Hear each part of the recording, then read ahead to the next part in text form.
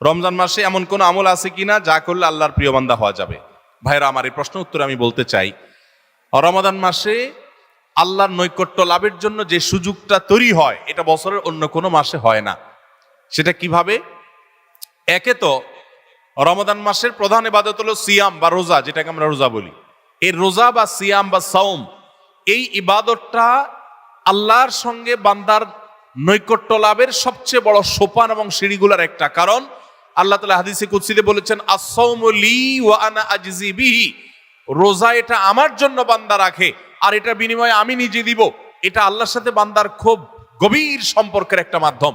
এই জন্য রোজা রেখে আপনি কোনো হারাম কাজ যদি না করেন, ঝগড়াঝাটি না করেন, মিথ্যা প্রতারণা না করেন, সকল গুনাহ থেকে বাঁচার চেষ্টা করেন, এটা আল্লাহর নৈকট্য লাভের সবচেয়ে বড় মাধ্যম হবে। দ্বিতীয় উপায় হলো, আমরা রমজান মাসে সাহরি খাওয়ার জন্য ভোর রাতে সবাই উঠি, ঠিক না ভাই? ঠিক। ভোর রাতের এই সময়টা আল্লাহ তাআলা দুনিয়ার আসমানে এসে বান্দাকে ডেকে ডেকে ক্ষমা করেন। 5 ওয়াক্ত নামাজের জন্য আজান দেয় মুয়াজ্জিনরা, আর তাহাজ্জুদের জন্য আল্লাহ তাআলা নিজে ডাকেন, কোনো মুয়াজ্জিনকে দিয়ে ডাকান না। আল্লাহ রাব্বুল আলামিন দুনিয়া আসমানে এসে বান্দাকে ডেকে ডেকে বলেন, আলা মিন মুবতালান ফাউআফি আলা, আলা মিন মুস্তাগফিরিন ফাগফির আলা, তোমাদের মধ্যে কেউ ক্ষমা প্রার্থনাকারী আছে যাকে আমি ক্ষমা করব? কোন বিপদগ্রস্ত আছে যাকে বিপদ আমি দূর করব? আল্লাহ ডেকে ডেকে এগুলা দেন। আল্লাহ নিজে ডাকেন তাহাজ্জুদের জন্য। সেটা আমরা 12 মাস পড়ার সুযোগ পাই না, কিন্তু রমজান মাসে পাই। 11 মাস পাই না, রমজান মাসে পাই। সাহরি খেতে উঠেন, ওই টাইমটাতে আল্লাহর সবচেয়ে কাছাকাছি যাওয়ার সুযোগ হয়। সেজদায় লুটায় পড়েন।